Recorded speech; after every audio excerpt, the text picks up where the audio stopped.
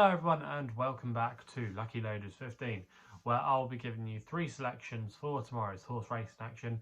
Now before we get stuck into them, I quickly just want to reflect on how our tips performed today. In the end, it was a frustrating day here on the YouTube channel as none of our selections produced any good results. The first one, Wider Galley, ran okay at Lingfield, but unfortunately he could only finish in second place. He just bumped into an improver on the day in the form of Society Ismail, so that was a little bit disappointing there.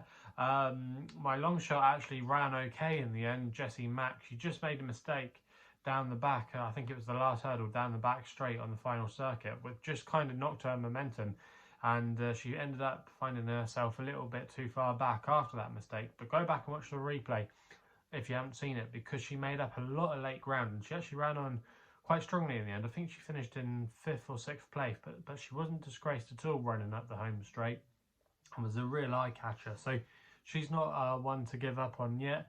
The Naps Murphy, that was a bit of a bizarre race really, how it was run. I thought he might be a little bit more prominent. Yes, he was up there just tracking the pace, but Seddon, who won the race in the end, that was a bit of a hard one to find. He's never really made the running before from what I could see. He made it once or twice in a very small field.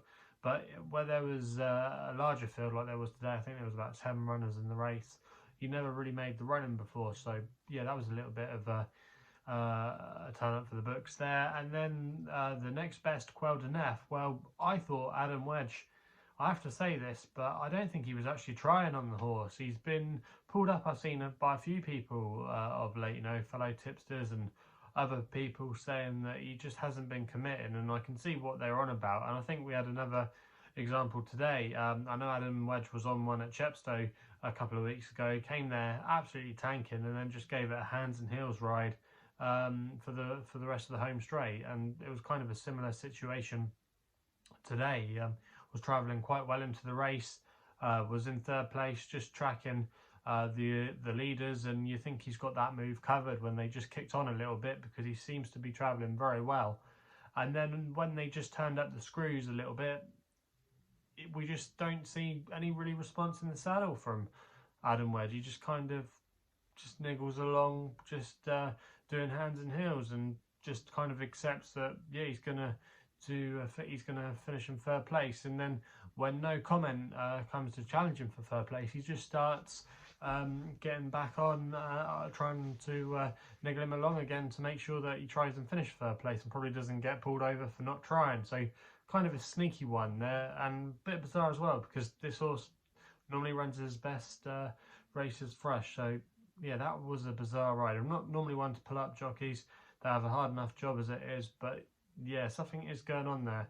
I think the stewards need to be looking at him if he does that again, because that's about 2 or 3 times now I've seen that in the last few weeks. And even though I have heard before that Evan Williams isn't maybe they're not always trying, from a couple of mates of mine, I don't know, just something to keep an eye on over the next couple of weeks. But anyway, enough of that. You want to know what I'm going to be back in for tomorrow's racing, and like I said at the top of the video, 3 selections, and we're going to be going to Warwick for the first one of them, where we're going with my next bet in the 12:30, and we're going here with a mare called Precious Eleanor for Sam Twiston-Davis. He's riding for Henry Daly, currently available at 4-1 at the time recording, best price with William Hill. Going to recommend a 1-point win bet here. Now, Henry Daly's team have been in pretty decent form of late. They're operating at a 31% strike rate, and this horse, Precious Eleanor, I thought made a pleasing start to her chasing career, where she finished in 2nd place at Fakenham. She did well that day. She put in a good round of jumping, but in the end just bumped into an improver in the form of Barbados Blue from the Nicky Henderson yard. But I thought that was still a very valiant effort, and I think she'll come on for that run. Now, she's still quite lightly raced and has definitely, I think, more to offer over fences. She's got some good hurdle form that makes her a real player in this race. She was good last year over hurdle. She won at Ludlow, beating a horse of Alan King's, who won a decent mares handicap hurdle at Wincanton earlier this month. Might remember we put up Winhouse to win that race, and I think she's definitely a smart mare.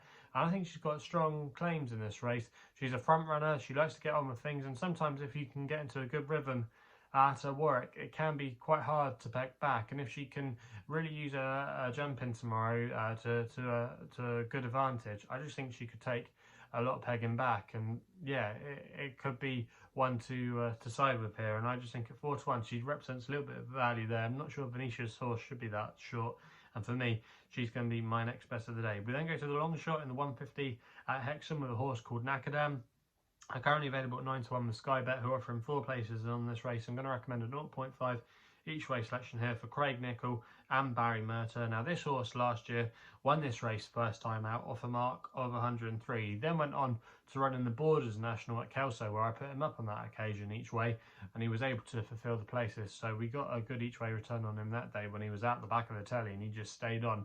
But that's the way he's normally ridden. You know, he's a hold-up horse, and he just stays forever, and he'll just hopefully pass lots of beaten rivals tomorrow, and I'm hoping he'll do that here. Now, he's actually really well handicapped. He's now down to a mark of 97, and I just think he was slightly punished for winning that race last year, and he was probably always up against it, and that's why he threw in a couple of stinkers towards the end. He has done that before in the past, but he is definitely a horse that on a going day should not be underestimated, and I just think this could be his day. I think this is probably what he's been trained for. He's pretty versatile ground-wise, and I was looking back through his career history, and he's now down to a mark of 97, which is actually his lowest rating since 2016, so he's actually pretty well handicapped. Barry Merter doesn't have too many runners, but he's had a winner in the last couple of weeks, so the yard are going okay, down to a nice winning mark, goes well at the track, is pretty versatile on all forms of ground. I just think this horse has got a really big chance in this race tomorrow and will go fairly close, so he's going to be my long shot of the day. I then go to Ffos Las for the nap in the 2:35 at Ffos Las with a horse called Lossiemouth, trained by Tom Lacey, and Thomas Stoggerall claimed 7. Now, the last time we saw this horse, he was a worthy winner at Ascot, where he really fought deep that day, and he showed a good, determined attitude, and he's been raised £6 by a handicapper for that victory. I think that's a fair rise. He's still quite likely to race as well, could have a lot more to come.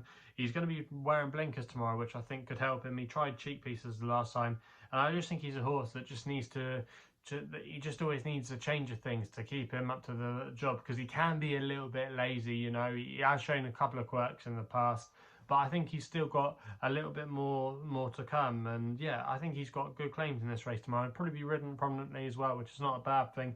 And even though he hasn't maybe quite got home over 3 miles in the past, I think over this trip, I think it actually well suits him, and he's got a good relationship with Thomas Stoggerall. He's quite versatile on all kinds of ground.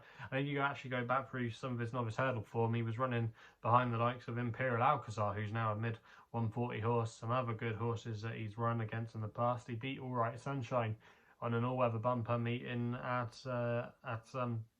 Newcastle when we had the bumpers, and All Right Sunshine on the flat is no mug. So yeah, I think this horse, Lossiemouth, he's got solid claims in this race tomorrow, and at 5-2, I'm willing to take a chance there as my nap of the day. So I'm going to recommend a 1-point win bet. So there are the 3 selections for tomorrow's racing. Let me know in the comments box below what you'll be backing. If you're still enjoying these videos, remember to hit the thumbs up button and subscribe here to the YouTube channel at LuckyLoads15. Alternatively, if you want to follow me on social media, Twitter is the place to do so, where my handle is at LuckyLoader15. And if you want to find out a little bit more about myself, my website is www.chrisloaderracing.co.uk. So please gamble responsibly. Hopefully we can have some winners for you tomorrow, and we'll be seeing you soon.